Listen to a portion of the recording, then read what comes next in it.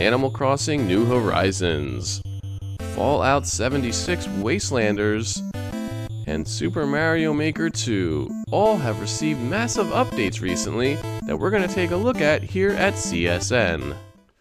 We've got some big updates in gaming lately. Of 3 big titles we're going to talk about today, we got Animal Crossing, Fallout 76, and Super Mario Maker 2. We're going to look at some of these updates and what they encompass, because these are pretty substantial from what I've seen. I'm trying to stay blind on a lot of these updates here at CSN, or Captain Spandex News. CS News. Okay, so Animal Crossing New Horizons. We have a batch of seasonal events, it says, until the end of June. Reduced interest rate on loans. I don't really understand what that means. I did a little bit of research on it to see, and I can't really see what it does necessarily. Perhaps it scales back money-making glitches or money-making tricks that you can do. I'm not sure. You get a gift, a rug-shaped, like a bag of bells. That's kind of cool. And a thank you from Nintendo with a wall-hanging decorative map. I like the map. You can do shrubs and hedges.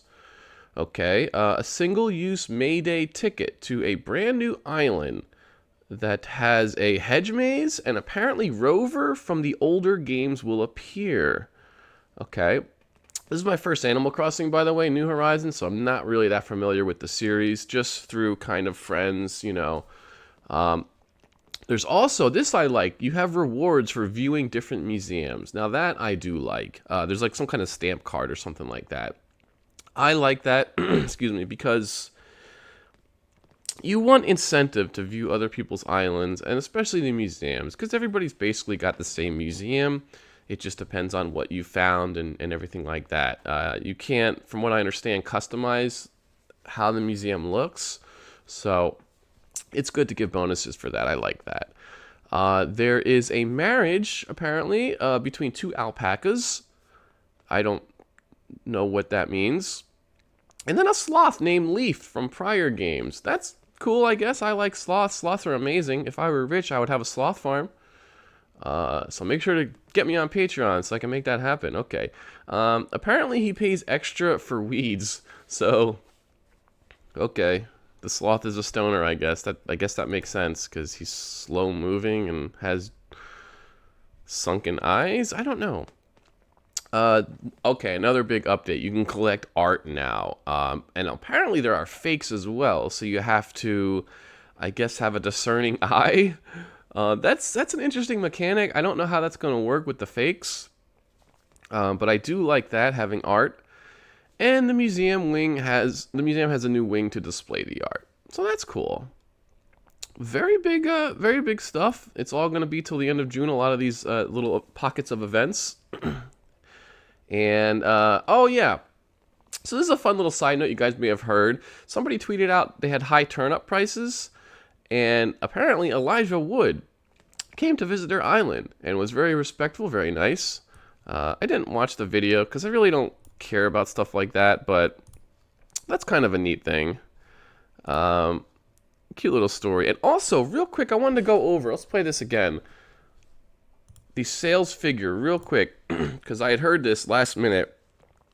This thing is selling like hotcakes, which I kind of figured out as well. But Animal Crossing sales surpass any Mario or Zelda. Is that ever in the US? Okay. That's amazing. Takes video game top spot amid lockdown. Okay, 2.6 million in Japan. Breaks Switch sales records in Japan. That is insane. Surpasses Mario Kart 8. So this thing is breaking records. It's selling like hotcakes. It's interesting because I wonder if the coronavirus, the COVID-19, actually helped sales in a way, because the timing was right before everything really went to hell. And people may have seen this as an opportunity to, have something to do that'll really take up time while they're at home. It's really interesting stuff. And this doesn't count for online sales, by the way. This is physical copies only. So anyway, that is Animal Crossing New Horizons update.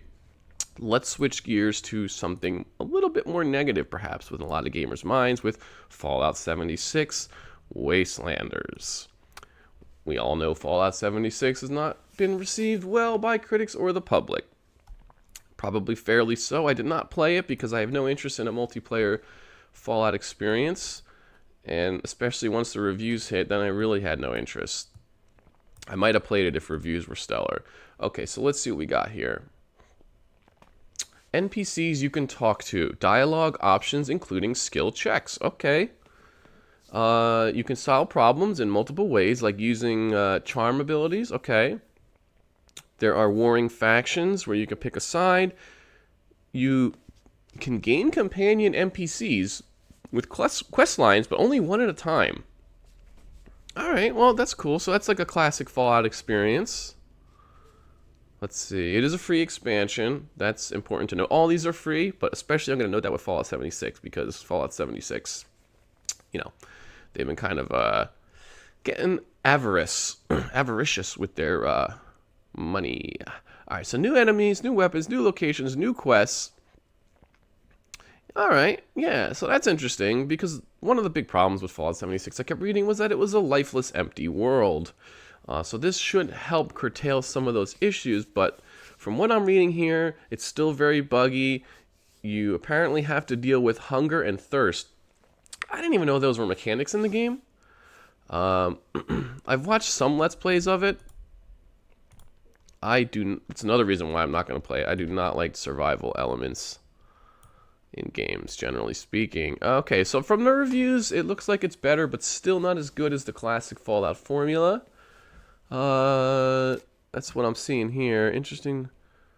Yeah, so this is really interesting with Fallout 76 because, you know, Bethesda, before this, and before Elder Scrolls Mobile, I think it's called, they were kind of a darling of the public. People love Bethesda with the Fallout and the Elder Scrolls series, and they have taken a dive.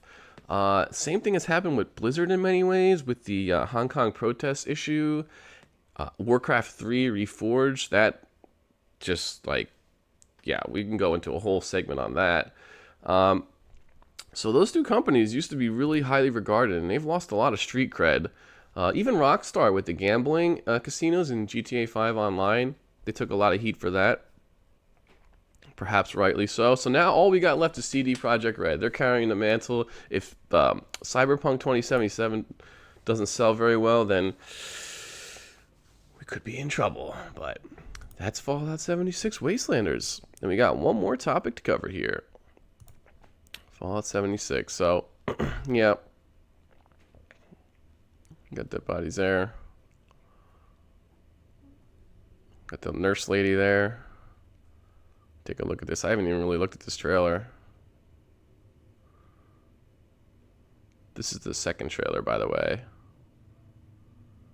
Okay, John Hamm. So yeah, they're emphasizing, again, it's still teamwork based. You're going to get NPC. Oh, a little, like a tournament thing? Okay, that thing's creepy. That thing's real creepy. So it looks like, alright, little base. They're going to break into the vault? Looks like maybe the Brotherhood of Steel was there. Alright. So yeah, that one obviously, I wanted to cover that one because it is a big update, and I don't think a lot of people are talking about it. It's not exactly new. So let's go over to my personal favorite, Super Mario Maker 2 update. This one is my favorite, both because I'm biased, I love the game, and because I do think it is a very substantial update.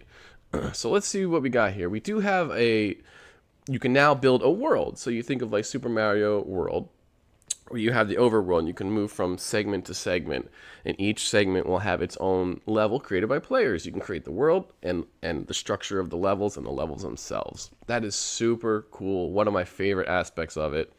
You can also have little bonus levels where you can do like a, you know, like the sliding tiles. I think it was from Super Mario 3.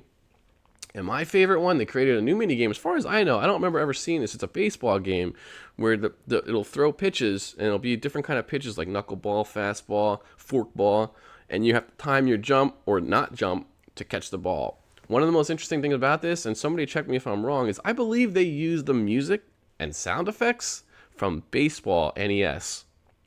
Like, the game is just called Baseball on the NES. I think it was a black box game, which blows my mind. I'm pretty sure how I remember that, if I'm correct, I don't know. I haven't checked yet. Okay, what else we got here? Dun-dun-dun.